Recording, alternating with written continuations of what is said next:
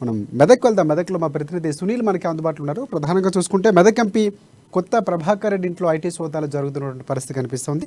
ఇక IT సోదాలపై స్పందించినటువంటి Medak MP Prabhakar Reddy కూడా స్పందించారు. నా ఆస్తులని కూడా నేను సంబంధించిన ఆధారాలు చూపిస్తాను, ఎన్నికల ముందు బద్నాం చేసేందుకే ఐటీ దాడులు చేస్తున్నారు కూడా ఆయన విమర్శించినటువంటి పరిస్థితి కనిపిస్తుంది. ఇప్పుడే ఎందుకు దాడులు చేస్తున్నారు ప్రజలు గమనించాలని కూడా ఆయన ప్రజలకు ఒక రకమైనటువంటి సందేశాన్ని విషయాన్ని కూడా చెప్పినటువంటి పరిస్థితి. ఇక ఈ దాడులు కేవలం నాపై బురద జల్లే ప్రయత్నమే తప్ప ఇంకేమీ లేదని, అలాగే 1986 నుంచి కూడా వ్యాపారం నేను చేస్తున్నాను, దానికి సంబంధించినటువంటి డాక్యుమెంట్లు కూడా నా దగ్గర సిద్ధంగా ఉన్నాయని చెప్పినటువంటి పరిస్థితి కనిపిస్తుంది. ఎస్ సార్, సునీల్ చెప్పండి, దీనికి సంబంధించిన దగ్గర ఉన్న అప్డేట్స్ ఏంటి?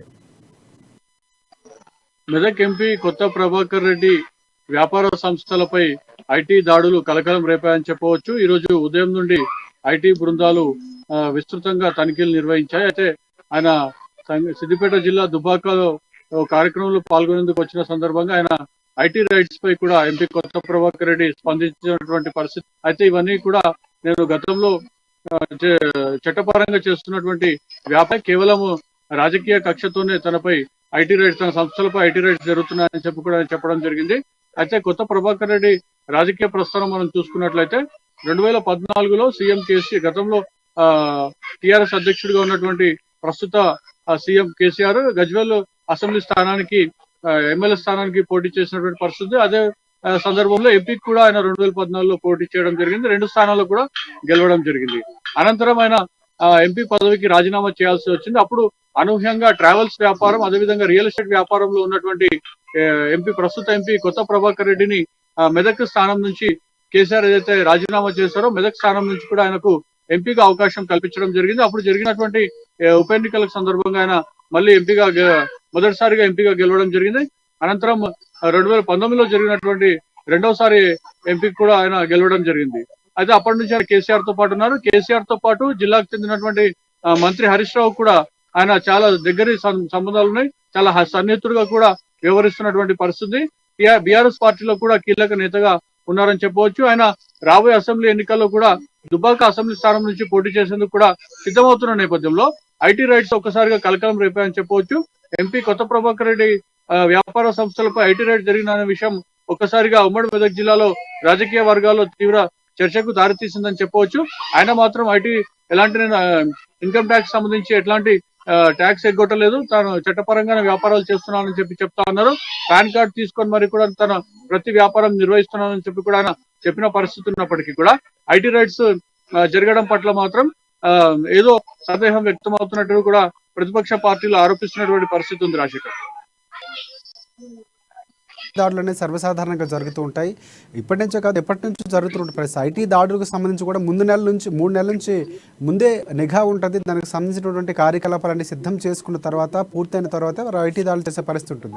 కాకపోతే ఇప్పుడు నేను చేస్తున్నటువంటి విమర్శలు కూడా కేవలం నాపై బురద జల్లే ప్రయత్నం చేస్తున్నారు, ఎన్నికల దగ్గర ఉన్న నేపథ్యంలో చెప్తున్న పరిస్థితి. ప్రధానంగా ఒక కామెంట్ కూడా ఆయన చేశారు. ఐటీ దాడుల్లో కొండను తవ్వి ఎలుకను పట్టినటువంటి సందర్భం ఉందని కూడా ఆయన ఒక విమర్శ కూడా చేసినటువంటి పరిస్థితి కనిపిస్తుంది. దీనిపై ఎలా స్పందించే అవకాశం ఉందంటారు? అంటే ప్రతిపక్షాలు కానీ, లేకపోతే ఐటీకి సంబంధించినటువంటి నేతలు కానీ, అలా ఐటీకి సంబంధించినటువంటి ఎవరైనా అధికారులు కానీ ఎలా స్పందించే అవకాశం ఉందంటారు? ఆయన ఎంపీ కొత్త ప్రభాకర్ రెడ్డి అయితే ఐటీ శాఖ అధికారులపైన తీవ్ర విమర్శలు చేశారని చెప్పవచ్చు. ఎందుకంటే ఆయన చేసిన వ్యాఖ్యలు మనం పరిశీలించినట్లయితే కొండను తవ్వి ఎలుకను పట్టారని ఆయన వాడినటువంటి పదం ఏదైతే ఉందో అది తీవ్రంగా పరిగణించాల్సిన అంశం ఉన్నట్టు కూడా ఐటీ అధికారులు భావిస్తున్నట్టు కూడా సమాచారం ఉంది. ఎందుకంటే వారి విధి నిర్వహణలో భాగంగా తనిఖీలు నిర్వహించే అధికారం వాళ్ళకు ఉంది. ప్రత్యక్షంగా అధికారులు తనిఖీలు నిర్వహించినప్పుడు విమర్శలు గుప్పించడం, మరోవైపు ఆయన ఉద్యోగులను టార్గెట్ చేసి కూడా విమర్శలు చేశారని చెప్పి కూడా మనము గమనించే పరిస్థితి ఉంది. మరోవైపు ఈయన విమర్శలు కూడా ప్రతిపక్ష పార్టీలు కూడా తిప్పి కొడుతున్నాయని చెప్పవచ్చు. ఎందుకంటే ఐటీ రైట్స్ సాధారణంగా జరుగు, ఐటీ రైట్స్ సంబంధించి అయితే పక్కా సమాచారం ఉంటేనే ఐటీ రైట్స్ జరుగుతాయి. ఏమీ దొరకలేదని చెప్పి ఎంపీ కొత్త ప్రభాకర్ రెడ్డి చెప్పడం కాదు, ఐటీ అధికారులు చెప్పాల్సిన అవసరం ఉంది. వారి నివేదికను బట్టి కూడా స్పందించాల్సిన అవసరం ఉంటుంది తప్ప ఐటీ రైట్స్ జరుగుతున్నప్పుడు అయినా ఏం దొరకలేదని చెప్పి కూడా ఎట్లా చెప్తారని చెప్పి కూడా కాంగ్రెస్ బీజేపీ నేతలు బాహాటంగా. రైట్, మీరు చెప్పినట్టు సాధారణంగా నిజంగా ఐటీ దాడులు ఎటువంటి లోపాలు లేవు, లేకపోతే అన్ని సంబంధించినటువంటి అన్ని కూడా కరెక్ట్గా ఉన్నాయని చెప్పే విషయం ఏదైతే ఉందో మీడియా ముఖంగా ఐటీ అధికారులు చెప్పాల్సిన అవసరం ఉంది. కానీ ఇక్కడ ముందుగానే ఎంపీ చెప్పడంపై ఈ విధంగా చూడొచ్చు అంటారు. అంటే ఐటీకి సంబంధించినటువంటి అధికారులు ఎవరైనా సరే ఇంతవరకు ఏమైనా దానికి సంబంధించిన సమాచారం ఏమైనా వెలువడించారా? ఐటీ అధికారులు మాత్రం తనిఖీలు నిర్వహించారు తప్ప ఎలాంటి సమాచారం వారు కూడా మీడియాకు కానీ బహిరంగ చెప్పని పరిస్థితి ఉంది. కానీ ఐటీ రైట్స్ జరిగినప్పుడు మాత్రం ఎంపీ ప్రభాకర్ రెడ్డి మాట్లాడుతూ ఐటీ అధికారులు ఒక రకంగా చెప్తా ఉన్నారు, మీడియాలో మాత్రం మరో రకంగా వార్త ప్రొజెక్ట్ అవుతుందని చెప్పి కూడా ఆయన విమర్శించినటువంటి పరిస్థితి ఉంది. అయితే ఐటీ అధికారులతో తనతో మాట్లాడారు. తన వద్ద ఇలాంటి ఐటీకి సంబంధించినటువంటి ఎగ్గొట్టినటువంటి అంశాలు కూడా వారు ఏం చెప్పలేదు. కానీ మీడియాలో మాత్రం తానేదో తప్పు చేసినట్లు వార్తా కథనాలు వస్తున్నాయని చెప్పి కూడా ఎంపీ కొత్త ప్రభాకర్ రెడ్డి ఒకంత అసహనం వ్యక్తం చేశారు. మొత్తానికైతే ఐటీ అధికారుల చేత స్పష్టత రావాల్సి ఉంది. ఒకవైపు అయితే చూసుకున్నట్లయితే ఎంపీ కొత్త ప్రభాకర్ రెడ్డి అయితే ఐటీ అధికారులను ఆయన ప్రత్యక్షంగానే విమర్శించినటువంటి పరిస్థితి. ఐటీ అధికారులు వారి పని వారు చేసుకుంటా ఉంటారు. ఈ నేపథ్యంలో ఈ దాడులు అనేవి ఎన్ని గంటల నుంచి ఎన్ని గంటల వరకు జరిగాయి? ఐటీ అధికారులు ఏమైనా తొందరలోనే దీనికి సంబంధించిన డీటెయిల్స్ చెప్పే అవకాశం ఉందా? దానికి సంబంధించిన సమాచారం ఉందా మీ దగ్గర?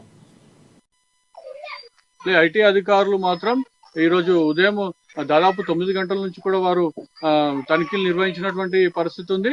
అయితే కొద్దిసేపటి క్రితమే ఐటీ తనిఖీలు ముగిసినట్టుగా కూడా మనకు సమాచారం అందుతున్నటువంటి పరిస్థితి ఉంది. ఈ నేపథ్యంలో ఎంపీ అయితే దుబాక నియోజకవర్గానికి వచ్చారు. రాబోయే ఎన్నికల్లో ఆయన అక్కడ ఎమ్మెల్యేగా కూడా పోటీ చేసేందుకు ప్రయత్నాలు చేస్తున్న నేపథ్యంలో ఆయన దుబాకలో వివిధ కార్యక్రమాలు పాల్గొనేందుకు వచ్చిన సందర్భంగా ఆయన ఐటీ రైట్స్ పై స్పందించినటువంటి పరిస్థితి ఉంది. రాజశేఖర్.